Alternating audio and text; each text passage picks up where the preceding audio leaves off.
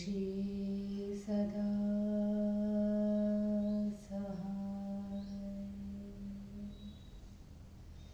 जय गुरुजी। अथ श्री वामन पुराणं द्विचत्वारिंशो अध्याय।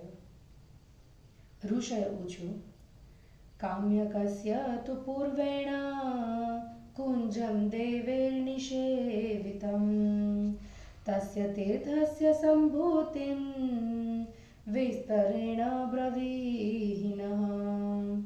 लोमहर्ष उवाच शृण्वन्तु मौनयः सर्वे तीर्थमाहात्म्यमुत्तमम्। ऋषीणां चरितं श्रुत्वा मुक्तो भवति किल्बिषः। नैमिषेयाश्वऋषयः कुरुक्षेत्रे समागता। सरस्वत्यास्तु स्नातार्थ प्रवेशं तेन लेभिरे। ततस्ते कल्पयामास्तु तीर्थयज्ञोपवीतिकम्। शेषास्तु मुनयस्तत्र न प्रवेशं हि लेभिरे। रन्तु कस्याश्रमात्तद्वद् यावतीर्थ सचक्रमम्। ब्राह्मणे परिपूर्णतु दृष्ट्वा देवी सरस्वती। हितार्थ सर्वविप्राणां कृत्वा कुञ्जानि सा नदी। प्रयाता पश्चिमं मार्ग सर्वभूतहिते स्थिता। पूर्वप्रवाहे यः स्नाति गङ्गास्नानफलं लभेत्। प्रवाहे दक्षिणे तस्या नर्मदा सरितांबरा। पश्चिमे तु दिशाभागे यमुना संश्रिता नदी। यदा उत्तरतो याति सिन्धुर्भवति सा नदी। एवं दिशा प्रवाहेण यति पुण्या सरस्वती। तस्यां स्नातः सर्वतीर्थे स्नातो भवति मानवः। ततो गच्छेद द्विजश्रेष्ठा मदनस्य महात्मनः। तीर्थत्रैलोक्यविख्यातं विहारं नाम नामतः। यत्र देवाः समागम्य शिवदर्शनकान् दक्षिणं समागतान् चापश्यन् देवं देव्या समन्वितं। ते स्तुवन्तो महादेवं नन्दिनं गणनायकं। ततः प्रसन्नो नन्दीशः कथयामास चेष्टितं। भवस्य उमया सार्ध विहारे क्रीडितं महत्। तच्छ्रुत्वा देवतास्तत्र पत्नीरायुः क्रीडितः। तेषां क्रीडा विनोदेन तुष्टः प्रोवाच शङ्करः। योऽस्मिन् तीर्थे नरः स्नाति विहारे श्रद्धयान्वितः। धनधान्यप्रिये युक्तो भवतेनात्र संशयः। दुर्गातीर्थ ततो गच्छेद् दुर्गया सेवितं महता।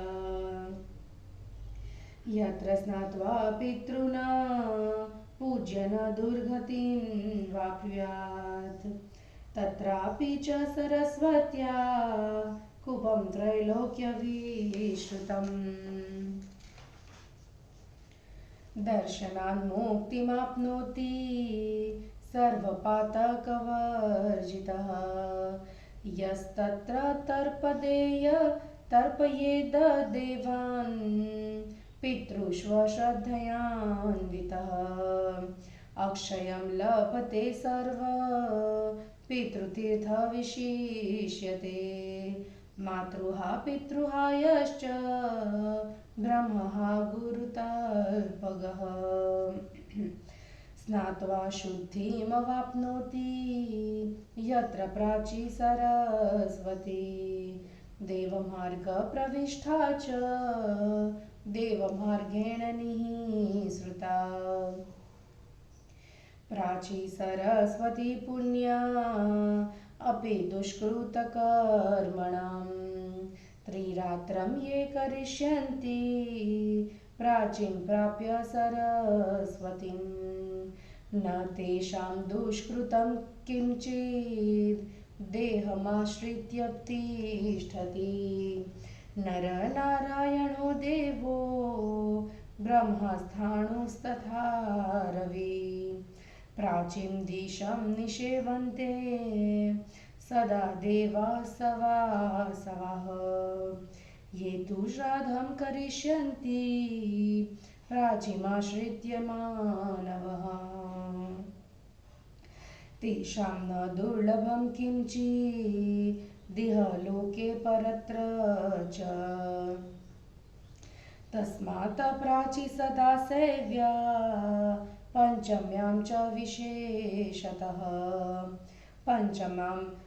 पंचम्यां सेवमानस्तु लक्ष्मीवान् जायते नरः तत्र तीर्थमोशन संत्रैलोक्यस्यापि दुर्लभम् उशना यत्र संसिद्ध आराध्य परमेश्वरम् ग्रहमत्येषु पूज्यते तस्य तीर्थस्य सेवनात् एवं शुक्रेण मुनिना सेवितं तीर्थमुत्तमम् ये सेवन्ते पदधानस्ते यान्ति परमां गतिम् यस्तु श्राद्धं नरो भक्त्या तस्मिंस्तीर्थे करिष्यति पितरस्तास्तेन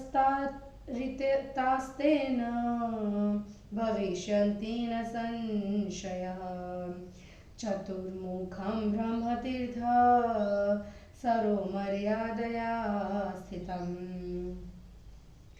ये सेवन्ते चतुर्दश्यां सोपवासा वसन्ति च अष्टम्यां कृष्णपक्षस्य चैत्रमासे द्विजोत्तमः ते पश्यन्ति परं सूक्ष्मं यस्मान्न वर्तते पुनः स्थाणुतीर्थ ततो गच्छेत् सहस्रलिङ्गशोभितम् तत्र स्थाणुवटं दृष्ट्वा मुक्तो भवति कीर्तिशः।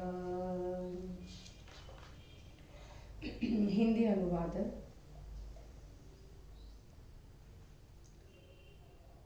काम्य कवन तीर्थ का प्रसंग, सरस्वती नदी की महिमा और तत्संबंध तीर्थों का वर्णन। ऋषियों ने पूछा, लोमहर्षण जी, काम्य कवन के पूर्व में स्थित कुंज का आश्रयण देवताओं ने किया था, पर उस काम्य कवन तीर्थ की उत्पत्ति कैसे हुई, उसे आप हमें विस्तार से बतलाइए। लोमहर्षण जी बोले, मुनियों, आप सभी लोग इस तीर्थ के श्रेष्ठ महात्म्यों को सुने। ऋषियों के चरित्र को सुनने से मनुष्य पापों से मुक्त हो जाता है। एक बार की बात है, नैमिषारण्य के निवासी ऋषि सरस्वती नदी में स्नान करने के लिए कुरुक्षेत्र आए थे, परंतु वे सरस्वती में स्नान करने के लिए प्रवेश न पा सके।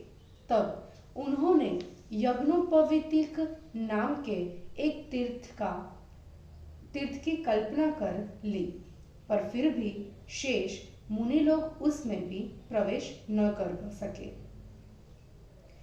सरस्वती ने देखा कि रणतुक आश्रम से सचक्रक तक जितने भी तीर्थ स्थल हैं, वे सबके सब ब्राह्मणों से भर गए हैं। इसलिए सभी ब्राह्मणों के कल्याण के लिए उस सरस्वती नदी ने कुंज बना दिया और सभी प्राणियों की भलाई में तत्पर होकर वह पश्चिम मार्ग को चल पड़ी।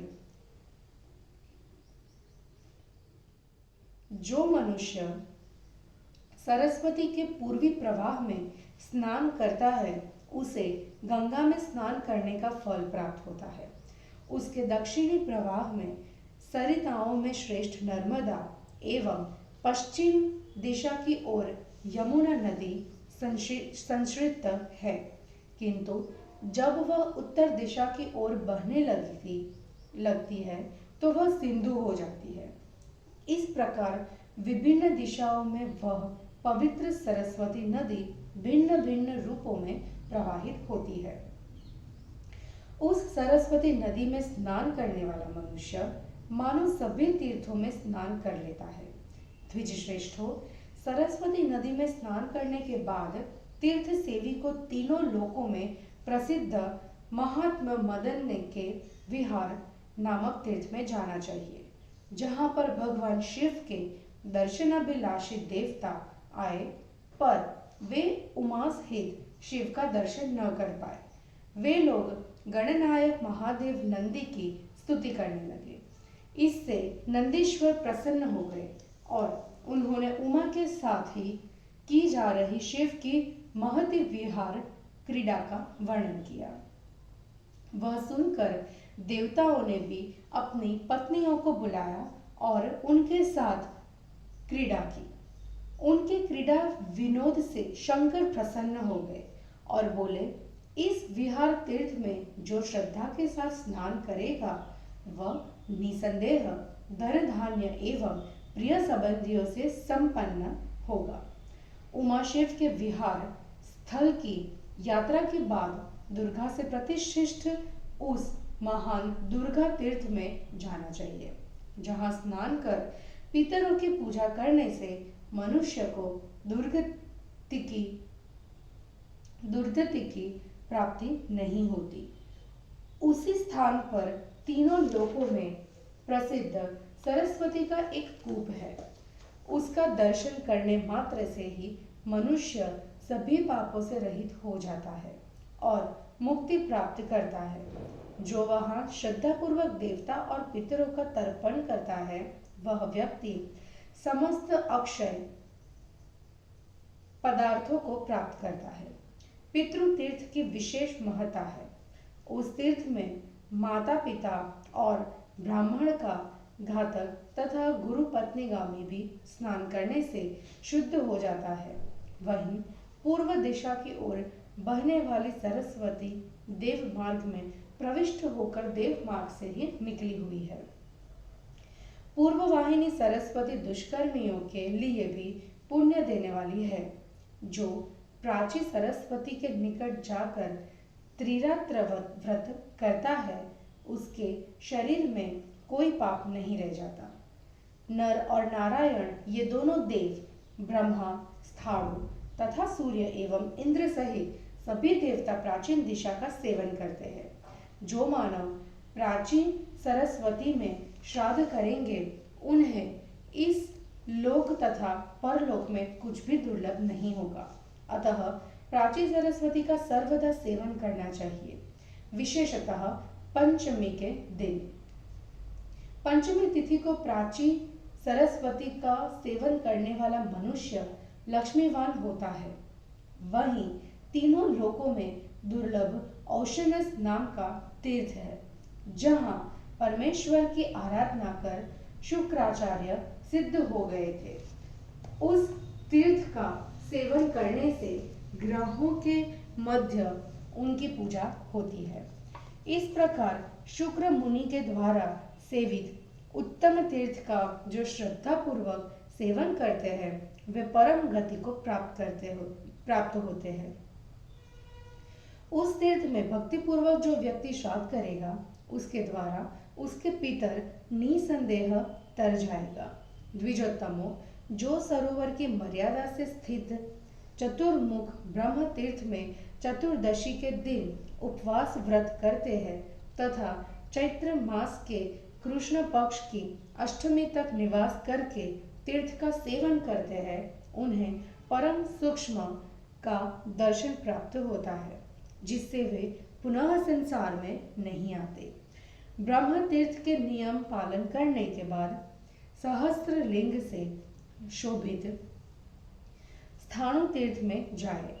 वहां स्थाणु वट का दर्शन प्राप्त कर मनुष्य पापों से विमुक्त हो जाता है।